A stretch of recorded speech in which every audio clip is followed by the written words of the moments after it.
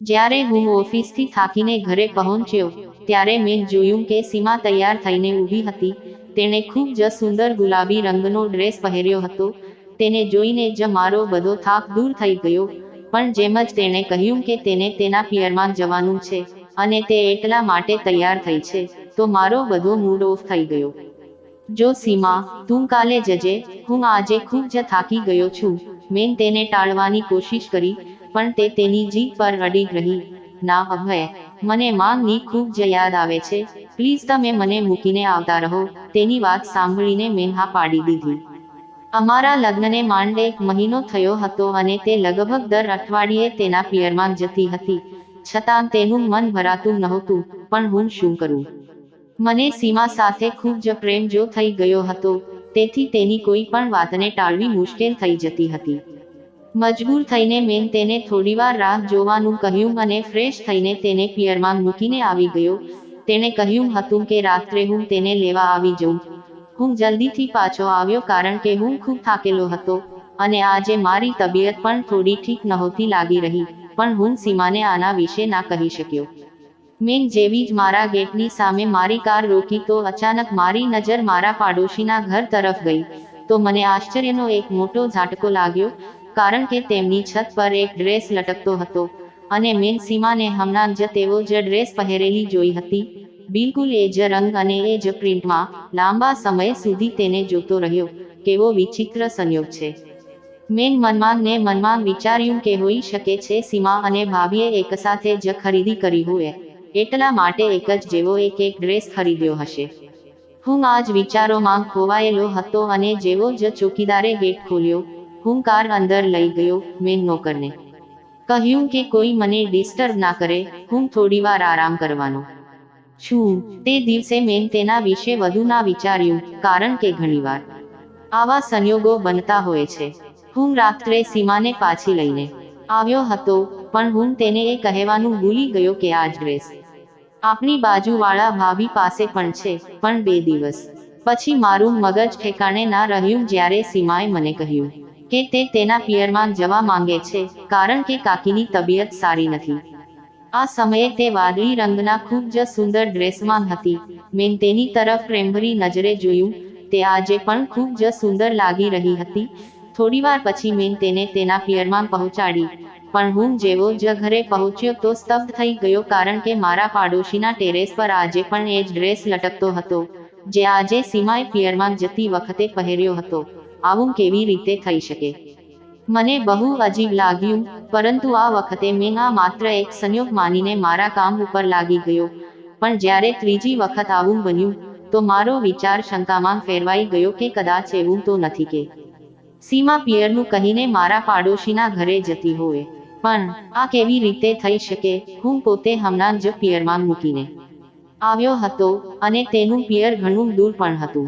આ બધું આટલું જલ્દી કેવી રીતે થઈ શકે? પણ તે દિવસે મારાથી રહેવાયું નહીં અને કુતૂહલવશ મેં મારી સાસરી તરફ કાર દોડાવી અને હું જેવો જ ત્યાં પહોંચ્યો તો જોયું કે સીમાએ જ ડ્રેસમાં હતી અને મને જોઈને આશ્ચર્યચકિત થઈ ગઈ. અભય, તમે હજુ સુધી ગયા નથી? તેણીએ આશ્ચર્ય સાથે પૂછ્યું. તો હું થોડો શરમાઈ ગયો અને મનમાં ને મનમાં હું પોતાને ટોકવા લાગ્યો. હું કેટલી મૂર્ખતાભરી વાતો વિચારતો હતો. સીમાના માતા પિતાનું ઘર તો અમારા ઘરથી ખૂબ જ દૂર હતું. તે ત્યાં કેવી રીતે જઈ શકતી હતી? મને મનમાં ને મનમાં પોતાની ઉપર બહુ જ ગુસ્સો આવ્યો અને ઘરે પાછો આવતો રહ્યો અને ધ્યાનથી મારા પાડોશી નિતેશના ઘર તરફ જોયું, જ્યાં એ જ ડ્રેસ હજી સુધી લટકતો હતો. મને એક ક્ષણ માટે પણ ચેન નહોતું પડતું. સંયોગ 1 કે 2 વાર બની શકે છે, પણ વારંવાર નહીં. પણ હું આ વાત જુબાન પર લાવવામાં ડરતો હતો. હજુ મારા લગ્નના દિવસો જ કેટલા થયા હતા અને સીમાને મારી વાતથી કેટલી તકલીફ થઈ શકે છે, એમ વિચારીને હું ચૂપ થઈ ગયો. મને એ દિવસ યાદ આવી રહ્યો હતો જે દિવસે મારા લગ્ન થયા હતા અને હું સીમાને દુલ્હન બનાવીને ઘરે લઈ આવ્યો હતો.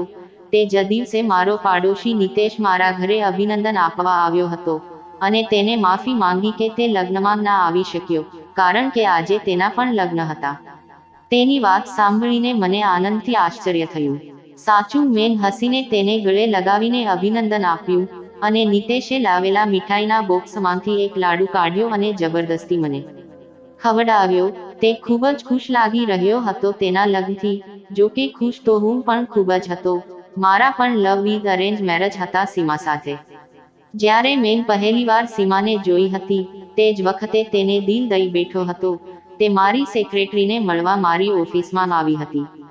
તે મારી સેક્રેટરી માલતીની ફ્રેન્ડ હતી અને તે બંનેને શોપિંગ કર્યા પછી એક સાથે લંચ પર જવાનું હતું, જેના માટે માલતીએ મારી પાસેથી પહેલાથી જ રજા લઈ લીધી હતી।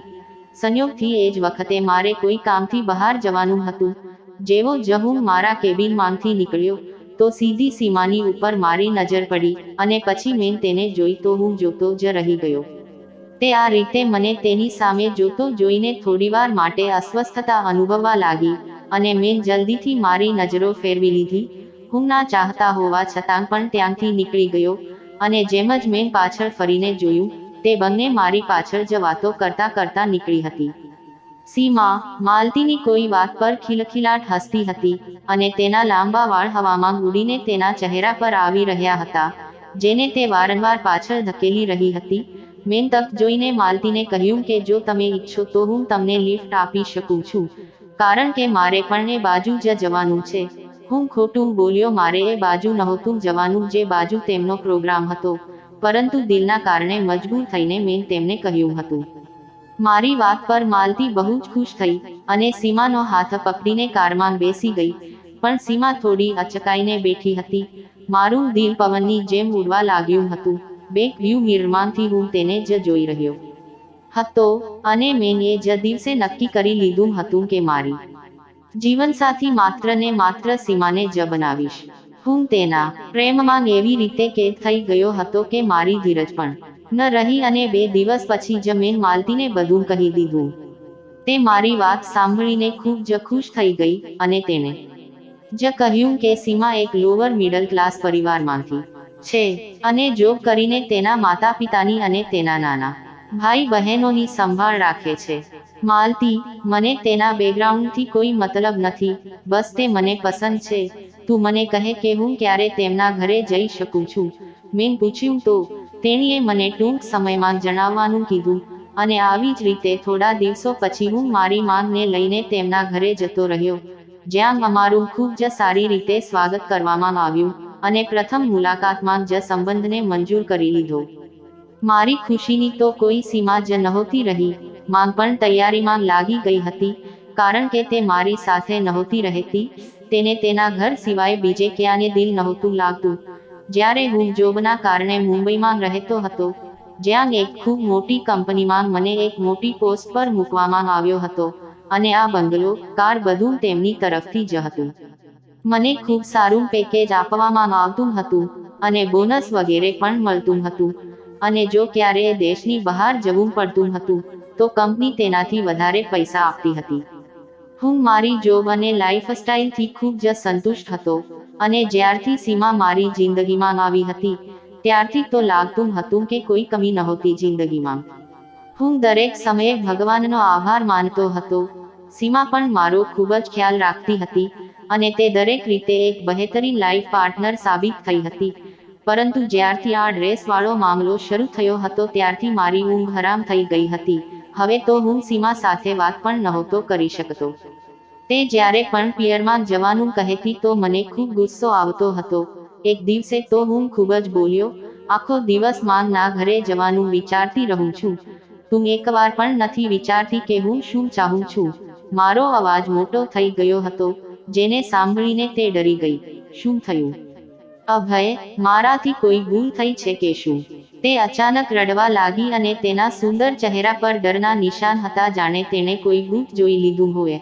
મારું દિલ તેને આ રીતે જોઈને પીગળી ગયું અને મેં મારા આ સ્વભાવના લીધે તેની માફી માંગી અને થોડા સમય પછી હું તેને પિયરમાં મૂકીને આવતો રહ્યો। પરંતુ પાછી ફરતી વખતે એ જ ડ્રેસ મને નિતેશના ઘર ઉપર લટકતો દેખાયો। મને ડર લાગવા લાગ્યો હતો। મેં મારું માથું દબાવવાનું ચાલુ કરી દીધું હતું। એવું લાગી રહ્યું હતું કે જેમ કોઈ મારા માથામાં હથોડા મારી રહ્યું હોય। દર વખતે હું સચ્ચાઈ જાણવા માટે પાછો જતો હતો અને સીમા અને તેના ઘરના લોકો મારી સામે વિચિત્ર નજરે જોતા રહેતા અને હું કોઈને કોઈ બહાનું બનાવીને ઉલટા પગલે ત્યાંથી પાછો આવતો રહેતો। શું થઈ રહ્યું હતું મારી સાથે કાની સમજમાં નહોતું આવતું. હવે તો સીમા પણ મારાથી નારાજ રહેવા લાગી હતી. હું આખો દિવસ ગુસ્સામાં રહેવા લાગ્યો હતો. ઓફિસમાં પણ લોકો મારી ફરિયાદ કરવા લાગ્યા હતા. જો આ નોકરી જતી રહેતી તો હું ક્યાંનો ના રહેતો. એટલા માટે મારે મારા દિલ અને દિમાગને ઠંડુ કરવું પડતું. પરંતુ જેના દિલ અને દિમાગમાં આટલું તોફાન મચ્યું હોય તે ઠીક કેવી રીતે રહી શકતો હતો? મજબૂર થઈને મેં બીમારીનું બહાનું બનાવીને 2 અઠવાડિયાની રજા લઈ લીધી. તે દિવસો દરમિયાન મેં નોટિસ કર્યું કે સીમા થોડી પરેશાન અને ચિંતિત લાગી રહી હતી. ક્યારેક મને લાગતું હતું કે તે રાત્રે રૂમમાંથી ક્યાંક જતી રહેતી હતી, અને જ્યારે હું ઉઠીને તેને આખા ઘરમાં શોધતો તો ક્યાંય ના મળતી. મજબૂર થઈને જેવો જ હું રૂમમાં પાછો આવતો તો તે પલંગ પર સૂતેલી રહેતી હતી. એક રાત્રે મેં તેને જગાડી. સીમા, તું ક્યાં જતી રહી હતી? ત્યારે તેણે આશ્ચર્યથી મારી સામે જોયું. અભય, તમને દેખાતું નથી? હું તો સૂઈ રહી હતી. જો કે બહારથી તો તમે આવી રહ્યા છો. કદાચ તે ઉલટું મારી સામે શંકાસ્પદ નજરે જોવા લાગી હતી. આ વાત પર હું ચૂપ થઈ ગયો અને કોઈ જવાબ આપ્યા વિના મારી જગ્યા ઉપર આડો પડી ગયો. બની શકે છે મેં કોઈ સપનું જોયું હોય. તે દિવસ પછી સીમા ઉદાસ રહેવા લાગી હતી. મેં તેને ઘણી વાર પૂછ્યું કે શું સમસ્યા છે, તો તે અજીબ નજરે મારી સામે જોતી અને કહેતી, શું થયું છે તમને અભય? મને તમારી માનસિક હાલત ઠીક નથી લાગતી. તેના આ રીતે કહેવાથી હું મારું માથું પકડી લેતો. તે સાચું તો કહેતી હતી. હું આજકાલ ઊંધી સીધી વાતો તો કરતો રહેતો હતો, પણ આ વખતે મેં વિચારી લીધું હતું કે આ રહસ્યને તો ઉકેલવું જ પડશે. અને જેમ જ હું સીમાને પિયરમાં છોડીને પાછો આવ્યો તો જોયું હંમેશની જેમ એ જ જાંબલી જોડી નિતેશના ઘરના ધાબા ઉપર લટકતી હતી. કંઈક વિચારીને હું અંદર ગયો અને સીધો સીડીઓ ચઢીને ધાબા ઉપર આવી ગયો. મારું અને નિતેશનું ધાબું બિલકુલ મળેલું હતું. મેં આજુબાજુ જોયા પછી તેની છત ઓળંગી અને તાર પર લટકેલા કપડાને સ્પર્શ કરીને જોયું. તે તાજા જ ધોયા હતા. તેમાંથી પાણી ટપકતું હતું. મેં ડ્રેસના ભાગને વચ્ચેથી થોડો ફાડી નાખ્યો અને તે કપડાને નફરતથી જોવા લાગ્યો, જેને મને ખૂબ જ ત્રાસ આપ્યો હતો. મારા આખા શરીરે આગ લાગેલી હતી. હું જેવી રીતે આવ્યો હતો એવી જ રીતે પાછો જતો રહ્યો અને ફરીથી મારા સાસરિયાની તરફ કાર દોડાવી. આજે મારે સચ્ચાઈ જાણવાની હતી અને આજે દૂધનું દૂધ અને પાણીનું પાણી કરવાનું હતું. મેં ખૂબ જ ઝડપે કાર ચલાવી હતી અને જેમ જ મેં સીમાના ઘરનો દરવાજો ખટખટાવ્યો તો સીમાએ જ દરવાજો ખોલ્યો. તે મને જોઈને હેરાન નહોતી, કારણ કે હું હંમેશા પાછો આવતો હતો, પણ તેને જોઈને મારા પગ નીચેથી જમીન ખસી ગઈ, કારણ કે તેનો ડ્રેસ વચ્ચેથી થોડો ફાટેલો હતો, બિલકુલ એમ જ જેમ મેં તેને ફાડ્યો હતો. આ બધું જોઈને મને એટલો ગુસ્સો આવ્યો કે મેં હોશ ગુમાવી દીધો અને વિચાર્યા વગર સીમાના ગાલ પર જોરથી થપ્પડ મારી દીધી. તે આ વાર માટે તૈયાર જ નહોતી અને ચક્કર ખાઈને પડી ગઈ અને જોર જોરથી બૂમો પાડીને બધાને બોલાવવા લાગી, માંગ, ભાઈ, પપ્પા. તેની આ રીતે બૂમો પાડવા પર બધા ભેગા થઈ ગયા હતા અને મને કંઈ દેખાતું નહોતું. મેં તેનો હાથ પકડીને ખેંચી લીધો. ચાલ મારી સાથે. મેં પણ બૂમ પાડી, શું થયું જમાઈ, તમે આવું કેમ કરો છો? મારા સાસુ સસરા હેરાન પરેશાન વચ્ચે આવી ગયા અને પૂછવા લાગ્યા. મારો શ્વાસ અધ્ધર થઈ ગયો હતો. તમે આ બધું તમારી દીકરીને કેમ નથી પૂછતા? કોને મૂર્ખ બનાવી રહી છે તે? હું તેની સામે ઈશારો કરીને તેમને બતાવવા લાગ્યો. પરંતુ જમાઈ, આને કર્યું શું છે? મારા સસરાએ મારો હાથ પકડીને શાંતિથી પૂછ્યું. પિતાજી, આને પૂછો કે આનો ડ્રેસ કેવી રીતે ફાટ્યો છે. મેં મારી સાસુને શાંત કરતા બહુ મુશ્કેલીથી કહ્યું. મારી વાતો સાંભળીને તે બધા ચોંકીને એકબીજાની સામે જોઈ રહ્યા હતા. પણ આનો ડ્રેસ તો હમણાં જ ગેટમાંથી અંદર આવતા જ દરવાજા ઉપર લાગેલી ખીલીમાં ફસાઈને ફાટ્યો છે બેટા, તે બધા એક બાજુ થઈને મને કહેવા લાગ્યા. અને સીમા હજી સુધી જમીન પર બેસીને રડતી હતી. આવું બને જ નહીં. તમે બધા આની સાથે મળેલા છો. આના જુઠ્ઠામાં આનો સાથ આપી રહ્યા છો. હું હવે મારા દિમાગથી બહાર નીકળી ગયો હતો અને સીમાને બળજબરીથી ખેંચીને ત્યાંથી લઈ આવ્યો. તેના માતા પિતા કગરવા લાગ્યા, પણ મને કશું સંભળાતું જ નહોતું. સીમા આખા રસ્તે રડતી રહી, પણ હવે મને તેના પર જરાય પણ દયા નહોતી આવતી. ઘરે પહોંચીને મેં તેના વાળ પકડીને કહ્યું, બોલ, શું ચક્કર છે તારું નિતેશની સાથે? આ તમે શું કહી રહ્યા છો અભય? તેને ચીસો પાડી, પણ મને તેની કોઈ પરવા નહોતી. મારી વાત સાંભળીને તેનો ચહેરાનો રંગ ઉડી ગયો હતો. આ શું ગાંડપણ છે? તમે આટલું ખોટું કેવી રીતે વિચારી શકો છો? તેને બૂમો પાડી, પણ મને હવે તેની કોઈ પરવા નહોતી. હું કોઈ માન વગરનો માણસ નહોતો જે આંખે જોયેલું ઘૂંટ પી લેતો, પરંતુ તે લગાતાર ઇનકાર કરી રહી હતી. મારી ગુસ્સાથી ખરાબ હાલત હતી. મેં તેને કહ્યું, જો તે સાચું કહી દેશે તો હું તેને કંઈ કહીશ નહીં. બસ તે એકવાર તેની વાત માની લે. મને લાગી રહ્યું હતું કે મારી દિમાગની નસો ફાટી જશે, અને ત્યારે અચાનક મેં જોયું કે પોલીસ ત્યાં પહોંચી ગઈ હતી. તેમાંથી એક મહિલા કોન્સ્ટેબલની આવતાની સાથે જ સીમાને મારા હાથમાંથી છોડાવી અને તેને સોફા પર બેસાડી દીધી અને તેણીનું બયાન લેવાનું શરૂ કર્યું. જ્યારે મને હથકડી પહેરાવી દીધી હતી. આ બધું શું છે? મેં બૂમ પાડી. એ તો બેટા, તને પોલીસ સ્ટેશન જઈને ખબર પડી જશે. તે પોલીસ ઇન્સ્પેક્ટર હસવા લાગ્યો અને મને ખેંચીને પોલીસની ગાડીમાં નાખ્યો. જો કે જતી વખતે મારા કાનમાં સીમાનો અવાજ સતત ગુંજતો હતો. આ મારો પતિ પાગલ છે. પહેલા દિવસથી જ આને પાગલપના આંચકા આવતા રહ્યા છે, સીમા પોલીસને કહેતા જઈ રહી હતી. અને મને મારા કાન પર વિશ્વાસ નહોતો આવતો. તે જેને હું દિલથી ખૂબ જ પ્રેમ કરતો હતો તે આ શું બોલી રહી હતી? આજે મારા લોકઅપનો બીજો દિવસ હતો અને સીમાએ મારી ખબર પણ નહોતી લીધી, અને મને એ વાત પર બિલકુલ પણ વિશ્વાસ નહોતો થતો. જે પણ તેણે પોલીસને કહ્યું હતું કે હું એક દિમાગી દર્દી છું અને મને પાગલપના આંચકા આવે છે એટલે હું તેના પર જુલમ કરું છું. તેનું એમ કહેવું હતું કે તેણે આ વાત તેના માતા પિતાને ક્યારેય નહોતી જણાવી, પરંતુ તે દિવસે તેમણે પોતાની આંખોથી બધું જ જોયું હતું. પણ સૌથી ચોંકાવનારી વાત એ હતી કે તે રાત્રે પોલીસને નિતેશે કોલ કર્યો હતો, અને જેના કારણે આ આખો મામલો શરૂ થયો હતો. મને ખૂબ જ આશ્ચર્ય થતું હતું. આ બધું શું થઈ રહ્યું હતું? મને કંઈ સમજમાં નહોતું આવી રહ્યું. સીમાએ મારી વિરુદ્ધ કેસ ફાઇલ કર્યો હતો અને ખબર નહીં કેવા કેવા આરોપો લગાવ્યા હતા મારી ઉપર. મારા માતા પિતા ઘણો પ્રયત્ન કરી રહ્યા હતા, પણ મારી જામીન નહોતી થઈ શકતી. કેસ મુજબ મારો મેડિકલ ચેકઅપ થવાનો હતો અને રિપોર્ટ આવ્યા પછી જ મને જામીન મળી શકે એમ હતું.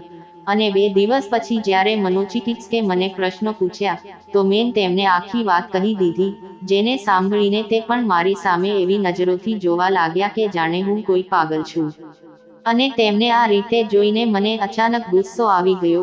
તમને શું લાગે છે કે હું પાગલ છું? મેં ગુસ્સામાં આવીને પૂછ્યું. તો તે મને સમજાવવા લાગ્યા, જુઓ મિસ્ટર અભય, તમે જે વાતો કહી રહ્યા છો તે અશક્ય વાત છે. સંયોગ 1-2 વાર બની શકે છે, પણ વારંવાર નહીં. તે નિરાંતે કહી રહ્યા હતા. જો કે મારી ધડકન વધવા લાગી હતી. ડોક્ટર સાહેબ, એ જ તો હું સમજાવું છું, આ કોઈ સંયોગ નહોતો. હું હવે મારી જાત પર કાબુ નહોતો રાખી શકતો, અને ડોક્ટરે મને મારી હા પાડીને ચૂપ કરી દીધો હતો. જ્યારે તેમના રિપોર્ટમાં તેમણે મને એક માનસિક દર્દી જ લખી દીધો હતો, જેના પરિણામે જજે મને 2 મહિના માટે મેન્ટલ હોસ્પિટલમાં મોકલી દીધો. હું બૂમો પાડતો રહ્યો કે હું ગાંડો નથી, પણ ત્યાં કોઈને કાંઈ ફરક ના પડ્યો. બધા લોકો મારી તરફ દયાની નજરોથી જોઈ રહ્યા હતા. મને હોસ્પિટલમાં બધે જ આજ સાંભળવું પડ્યું, બિચારો કેવો સુંદર યુવાન છે, ખબર નહીં કેવા આઘાતથી પોતાનો હોશ ખોઈ બેઠો છે. એક નર્સે મને જોઈને બીજીને કહ્યું, જ્યારે હું ખરેખર પાગલની જેમ બુદ્ધુ બનીને બેઠો હતો. આ 2 મહિનામાં મારી સાથે જે કંઈ થયું તે મારી સમજની બહાર હતું. કદાચ હું ખરેખર પાગલ થઈ ગયો હતો. મને પાગલખાનામાં 1 અઠવાડિયું થઈ ગયું હતું. જ્યારે મને કોઈ મળવા આવ્યું ત્યારે હું મુલાકાતવાળી જગ્યાએ પહોંચ્યો તો ત્યાં નિતેશ અને સીમાને જોઈને મને જોરથી ઝાટકો લાગ્યો. તમે બંને એકસાથે? હું બસ એટલું જ કહી શક્યો હતો. હા અભય, અમે બંને સાથે એટલા માટે આવ્યા છીએ જેથી તને તારી ભૂલો કહી શકીએ. તે હસ્યો. તને સોનલ યાદ છે?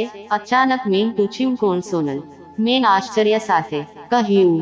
હા, તને કેવી રીતે યાદ હશે યાર, કારણ કે તે કોલેજથી લઈને યુનિવર્સિટી સુધી ખબર નહીં કેટલી છોકરીઓને પ્રેમની જાળમાં ફસાવી હશે, જેમાં એક છોકરી સોનલ પણ હતી, જે મારી નાની બહેન હતી અને તે બીજી છોકરીઓથી ખૂબ જ અલગ હતી, બહુ જ કોમળ હૃદયની હતી તે. તારા ટાઈમપાસને સાચી મોહબ્બત સમજી બેઠી હતી અને તે તેની સાથે લગ્ન કરવાનો ઇનકાર કરી દીધો કે તું તેને ફક્ત તારી મિત્ર માનતો હતો અને બીજું કંઈ નહીં. ત્યારે તે માસૂમ છોકરીએ છત પરથી કૂદીને પોતાનો જીવ આપવાનો પ્રયાસ કર્યો હતો, જેમાં તે બચી ગઈ પણ કાયમ માટે અપંગ બની ગઈ અને આજ સુધી તે માત્ર દવાઓના સહારે જ જીવતી છે.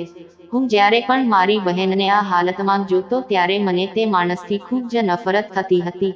પછી એક દિવસ મને સોનલની ડાયરી મળી ગઈ, જેમાં તેણે તારા વિશે બધું જ લખ્યું હતું અને તે જ દિવસે મેં તારી સાથે બદલો લેવાનો ફેસલો કરી લીધો. હું તને બરબાદ કરવા માંગતો હતો. સૌથી પહેલા તો મેં તારા ઘરની બાજુમાં ઘર ખરીદી લીધું. સીમા, જે મારી જ ઓફિસમાં કામ કરતી હતી, તેની નાની એવી જોબ હતી. ઘણી મુશ્કેલીથી તેના ઘરનો ખર્ચો નીકળતો હતો, પણ તે ખૂબ જ સુંદર હતી. તેથી મેં સીમાને એક મોટી રકમના બદલામાં આ બધું નાટક કરવાનું કહ્યું હતું અને મારી ખુશીનું કોઈ ઠેકાણું નહોતું રહ્યું જ્યારે તે સીમાને પહેલી નજરમાં જ પસંદ કરી લીધી હતી. મને ખબર હતી કે તું સીમા જેવી સુંદર છોકરીની ક્યારેય અવગણના નહીં કરી શકું અને તે સીમા સાથે લગ્ન કરી લીધા પછી મેં જે પ્લાન બનાવ્યો હતો તેને અમલમાં મૂકવાનું ચાલુ કરી દીધું. પહેલા તો તે ઘણા દિવસો સુધી મારા ઘર તરફ જોયું નહોતું, પણ એક દિવસ તારી ભટકતી નજર મારા ધાબા પર પડી જ ગઈ, જે તારી બરબાદીનું કારણ બની. અને માત્ર આટલું જ નહીં, મેં સીમાને એવી કેટલીક દવાઓ પણ આપી હતી જેના કારણે તું તારો હોશ ખોઈ બેસું અને તને ગુસ્સો આવતો રહે, જેથી બધા લોકો તને પાગલ સમજે. આ બધું કહેતા તે ખૂબ જ ખુશ લાગતો હતો. તેના હોઠ પર એક વ્યંગાત્મક હાસ્ય હતું. જ્યારે સીમા ચૂપ ઊભી હતી, મને ધીમે ધીમે બધું યાદ આવવા લાગ્યું હતું. હવે મને ગુસ્સો નહોતો આવતો કારણ કે હું એક નરમ સ્વભાવનો વ્યક્તિ હતો અને આ બધો નિતેશ દ્વારા આપવામાં આવેલી દવાઓનો ચમત્કાર હતો. જ્યારે અહીંયા મને શાંત રહેવાની દવા આપવામાં આવી હતી, હવે મને પાગલપના આંચકા નહોતા આવતા અને આજે પણ હું સંપૂર્ણ હોશમાં હતો. મેં બહુ મુશ્કેલીથી મારું મોઢું ખોલ્યું અને બોલ્યો, સોનલ સાથે જે પણ થયું તેનો મને ખૂબ જ અફસોસ છે, પણ તેમ બહુ મોટી ભૂલ કરી દીધી.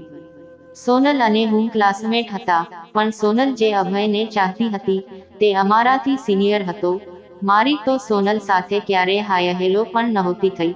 તે દર વખતે ફાઇનલ યરના અભયની સાથે દેખાતી હતી, જે એક અમીર બાપનો બગડેલો છોકરો હતો અને દરરોજ એક નવી છોકરીને ફસાવતો હતો. મને કંઈ ખબર નહોતી કે સોનલે યુનિવર્સિટીમાં આવવાનું કેમ બંધ કરી દીધું હતું. મને માત્ર મારા અભ્યાસથી મતલબ હતો અને જ્યારે તે સોનલની ડાયરીમાં અભય નામ લખેલું જોયું તો કમનસીબે તેના ક્લાસમાં જે અભય હતો તે હું હતો. તે બસ તેના ક્લાસમાં જોઈને મને સમજી લીધો કે હું જ તે અભય છું અને આવી ગયો મારી જિંદગી બરબાદ કરવા. ઓછામાં ઓછું એકવાર કોઈને પૂછ્યું તો હોત કે સોનલની સાથે કોણ રહેતો હતો. આઘાત અને દર્દથી મારી ખરાબ હાલત હતી. મને એ ગુનાની સજા મળી હતી જે મેં કર્યો જ નહોતો. મારી વાત સાંભળીને નિતેશ અને સીમા એકદમ ચોંકી ગયા હતા. તે બંનેનો ચહેરો જોવાલાયક હતો. જ્યારે મને સંતોષ હતો કે મેં કોઈ ગુનો નહોતો કર્યો તે દિવસે તો તે બંને ચાલ્યા ગયા અને 2 દિવસ પછી જ મને છોડી મૂકવામાં આવ્યો. નિતેશ અને સીમાએ પોતાનો ગુનો કબૂલી લીધો હતો. જ્યારે મને ખબર પડી તો મેં જલ્દીથી મારા વકીલ સાથે વાત કરી અને તે બંનેને માફ કરી દીધા. મને ખબર હતી કે તેઓએ ગુનો કર્યો હતો, પરંતુ સીમાએ ગરીબીથી કંટાળીને આ ઓફર સ્વીકારી લીધી હતી. તે તેના બીમાર પિતાની દવાઓ અને ઘરનો ખર્ચ પૂરો નહોતી કરી શકતી અને નિતેશે બદલાની આગમાં આ બધું કર્યું હતું. હું મારા ઘરે પાછો આવતો રહ્યો હતો, પરંતુ હું ચોંકી ગયો જ્યારે મેં ત્યાં સીમાને મારી રાહ જોતા જોઈ.